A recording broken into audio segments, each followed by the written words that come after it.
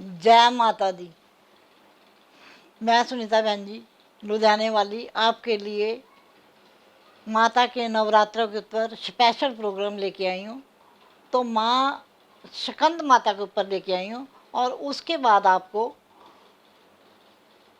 माँ के ऐसे मंत्र भी बताए जाएंगे और माँ के कैसे भोग लगाना है, ये चीज़ें आपको सब चीज़ें बताई जाएंगी।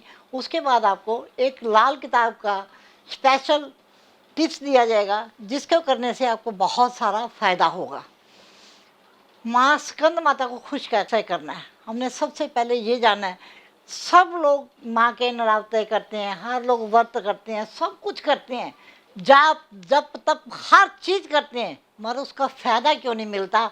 एंड में आके लोग कहते हैं कि हमने तो नराते किए, 9 दिन सब कुछ किया, मगर माँ ने आशीर्वाद नहीं दिया। बहुत सारे लोगों के मुझे कॉल भी आते हैं, ये नहीं कि कॉल नहीं आते, माता के नरातों के ऊपर हर बंदे का कॉल आता है कि हमने सब कुछ किया मगर माँ का आशीर्वाद हमें नहीं मिला। उसके पीछे लॉजिक कारण क्या होता है, सिर्फ ये जानना ज़रूरी होता है कि उसका कारण क्या है कि माँ ने हमें आशीर्वाद क्यों नहीं दिया, क्यों नाराज़ है हमसे माता। उसके अंदर ये चीज़ें देखने वाली होती हैं कि माँ को हमने खुश कैसे करना है, कौन सा मंत्र जाप करना है, कोई विधि तरीका तो है ना जो माँ को हम करते हैं। कई लोग तो भोले भाले होते हैं, बड़ा सीधा साधा सब कुछ कर देते हैं, और तुम भोले भाले को तो माँ तो वैसे ही आशीर्वाद दे देती है, उनको तो कुछ करने की ज़रूरत नहीं पड़ती। अगर माँ को बहुत बढ़िया खुश करना है तो उसके नाम की माला जप जरूर करो।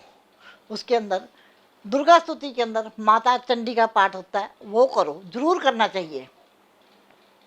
और माँ के जो बीज मंत्र हैं, ओम दुर्गाहे नमः वाला जो आप कर सकते हो, आप कुछ नहीं कर सकते, ओम क्रीं कालके वाला जाप कर सकते हो, क्योंकि माँ काली सबको आशीर्वाद देती है। ओम क्रीं कालके वाला जाप आप करो, माँ आपको आशीर्वाद जरूर देगी। अब एक चीज़ सोचने वाली है कि 9 देवियाँ होती हैं, कौन बड़ी कौन छोटी, क्या ये बहुत बड़ा एक सब्जेक्ट है। वो शायद मैं आपको नेक्स्ट नवरात्रों में बताऊंगी भी कौन माता बड़ी है और उसका क्या प्रभाव हमारे जीवन के ऊपर पड़ता है, किस माता का कौन सा बाप है, कौन सा राजा उस माता का बाप हुआ, ये चीज़ें मैं आपको ज़रूर बताऊंगी। और सुनने के बाद आपको बहुत अच्छा भी लगेगा, क्योंकि एकदम सब कुछ ज्ञान होना चाहिए ना हमें। हम जब इलेक्शन होता है ना तो हमें ये पता होता है भी कौन से शहर से कौन बंदा खड़ा है, किसको हमने वोट डालना है। इसी तरीके माँ को अगर खुश करना है ना तो माँ के बारे ज्ञान होना बहुत ज़रूरी है, और उसको खुश कैसे करना है, वो किस चीज़ से खुश होती है, उसको कौन सा भोग चाहिए, ये चीज़ें जानना आपके लिए अति आवश्यक है। अगर आपको ये चीज़ें नहीं पता ना, सिर्फ भूखे रह के आपने एक व्रत कर लिया तो उसका फल मिलेगा या नहीं मिलेगा यह देवी पे डिपेंड करता है। अगर आपने विधि विधान से किया और देवी प्रसन्न कर ली तो उसका अवश्य आपको फल मिलेगा, ये गारंटी मेरी है, फाइनल गारंटी मेरी है। अगर आपने विधि विधान से माँ को खुश कर लिया तो आप, मैं एक बहुत बड़ी बात बताने वाली हूँ आपको कि हम लोग माँ को पूड़ी और चने का भोग क्यों लगाते हैं। कंजक के जब 9वीं अष्टमी होती है, 9वीं को कोई 9वीं करता है, कोई अष्टमी करता है, हम इस चीज़ का क्यों भोग लगाते हैं। उसके अंदर हलवा होता है, पूड़ी होती है और कड़ा होता है। इसका मुझे लॉजिक तो कोई बताए ना, इसका लॉजिक क्या है। सब लोग कंजक करते हैं, मैंने की, आपने देखा, आपने की, यानी देखो देखी करते हो, लॉजिक किसी को नहीं पता। किसी से पूछ लेना, लॉजिक नहीं पता। चने क्या होते हैं, शनि की चीज़ होती है। कड़ा क्या होता है, जो हम हलवा बनाते हैं वो क्या होता है, वो मंगल की चीज़ होती है। जो पूड़ी क्या होती है, गोल बुद्ध हो गया, और जब वो तलेगी तो वो मंगल बन जाता है। शनि और मंगल का मिश्रण होता है, क्योंकि कुंडली के अंदर अगर शनि मंगल आपके बहुत खराब है ना, आपको कैंसर तक देते हैं। पता आपको, नहीं पता होगा ये चीज़। अगर हम 6 महीने के बाद माता को पूजते हैं, हम उनको ये चीज़ें दान देते हैं। कंजक को, कंजक कौन होती है, बुध होता है। हम बुध को खुश करते हैं मंगल और शनि की वस्तुएं देके। पता है आपको? नहीं पता। इतना ध्यान रखो, अगर हर चीज़ की नॉलेज होनी है हर इंसान को बहुत ज़रूरी है।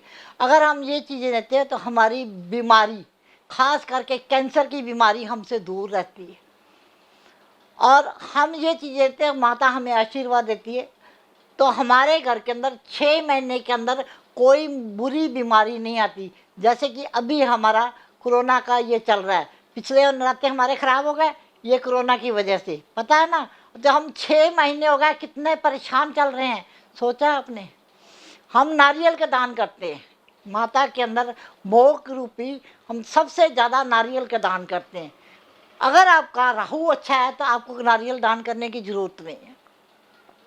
अगर आपका राहु माड़ा है तो आप जितना मर्जी दान करो राहु का, बहुत बढ़िया है। ये चीज़ें आपकी कुंडली बताएगी कि उसके अंदर क्या माड़ा है, क्या अच्छा है, क्या नहीं। क्योंकि हर बंदे को डिटेल में मैं नहीं बता सकती भी क्या माड़ा क्या अच्छा है। जब कुंडली सामने आएगी तब मैं हर एक चीज़ आपको बिन पूछे बताऊंगी भी ये माड़ा और ये अच्छा, और आपको क्या दान करना चाहिए और क्या दान नहीं करना। ये सब चीज़ें आपको जाननी बहुत ज़रूरी है। क्योंकि आप जिस पास भी, किसी भी पास पंडित के पास ले जाओ तो वह हर बंदा आपको जादू टोने तो बता देगा, तेरे पे जादू कर दिया, टोना कर दिया, ये कर दिया, मगर आपके कौन सा ग्रह आपको बहुत परेशान करे ये नहीं कोई बताएगा।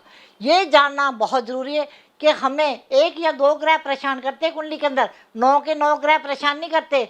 9 देवियाँ होती हैं, ये हमारे लिए किस लिए है?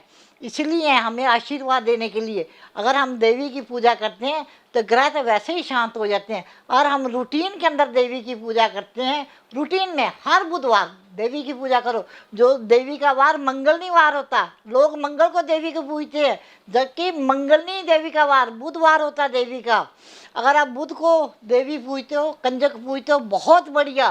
कुछ भी दो कंजक को दे के पैर हाथ लगाओ, देखो आपका बिजनेस कैसे नहीं चलता, आपकी बच्चों की पढ़ाई कैसे नहीं होती। मगर आप करना किसने? आपने करना है, मैंने तो सिर्फ आपको बताना है। स्कंद माता को केले बहुत पसंद है, तो केले सबसे पहले आप केले लो, केले लेके मंदिर के अंदर जाओ, माँ को कुछ केले चढ़ा दो। बाकी के केले उठाओ, उठा के किसी भी कंजक के पास जाओ, 2 कंजक मिले, 4 मिले, 6 मिले, जितने कंजक मिले आप उनको केले दो, 1-1 रुपए का सिक्का साथ में दो। और उसके बाद पाँव हाथ लगाओ माता के, उनका आशीर्वाद लो कंजकों का, और कंजक का आशीर्वाद लेके घर आ जाओ। और इतना करने से आपको बुद्धि का ज्ञान मिलेगा, बहुत ज़्यादा बुद्धि का ज्ञान माता देती है, अगर जिस दिन आपने केले का भोग लगा लिया। और एक बात मैं आपको और बता दूं, कभी भी कंजकों को फ्रूटी नहीं देनी। अगर फ्रूटी दोगे तो वो आपको फल, अच्छा फल नहीं मिलेगी। जितना हो सके माँ को खिलौने, जैसे बच्चों को खिलौने होते हैं ना, ये खेलने वाले, आप उनको खिलौने दे सकते हो। बच्चों को गीटे बड़े पसंद होते हैं, गेंद गीटे दे सकते हो, मगर प्लास्टिक नहीं देना, लोहा नहीं देना। लोहे की आप प्लेटें देते हो ना स्टील की, वो नहीं देनी, क्योंकि इसके देने से आपको बहुत नुकसान होगा। कि लोहा क्या है? शनि होता है, माता को शनि की चीज़ बनी हुई नहीं देनी। और देना ही है तो खिलौने जितने भी मर्जी आप बच्चों को दे सकते हो। इससे क्या होगा? आपका केतु ठीक होगा, क्योंकि हर चीज़ के पीछे लॉजिक है। मेरे पास तो, लोगों के पास लॉजिक नहीं होता, मेरे पास में हर उपाय का लॉजिक है कि इससे करने से आपको क्या फ़ायदा होगा, इससे करने से आपको क्या फ़ायदा होगा। हमें माँ के बीज मंत्र कैसे पढ़ने हैं और कितनी देर पढ़ने हैं। एक बात और बता दूँ, जो आपकी कुंवारी कन्या ना, उनको ज़्यादा बीज मंत्र नहीं करने चाहिए। क्यों नहीं करने चाहिए? कि देवी उनके सिर पे ऊपर बहुत जल्दी आ जाती है। आपने अगर करना है तो आपने देवी को उतना पाठ करो कि जितना ज़रूरत है, ज़रूरत से ज़्यादा 3-3 4-4 घंटे बैठ के जाप नहीं करना, नहीं तो देवी आपके सिर आ जाएगी। इसलिए काम वही करो जितना हमें ज़रूरत है। ज़रूरत से ज़्यादा कोई भी चीज़ करोगे तो वो नुकसान करेगी। ज़रूरत से ज़्यादा आप अगर दवाई भी खाओगे वो भी आपको नुकसान करेगी। कोई भी चीज़ है लिमिट के अंदर करोगे तो बहुत बढ़िया रहोगे। इसलिए अपनी माँ का आशीर्वाद लो, माँ को खुश करो। और मैं कल फिर मिलूँगी इसी चैनल पे, आपके लिए कुछ और लेके आऊँगी, कुछ मंत्र जाप लेके आऊँगी, कुछ उपाय लेके आऊँगी, क्योंकि उपाय करने भी बहुत ज़रूरी हैं। माँ को खुश करने के लिए। अब सुनीता बहन को आज्ञा दो, कल मिलेंगे इसी चैनल पे, कुछ और लेके आऊँगी। जय माता दी, सदा सदा सुखी रहो। जय माता दी।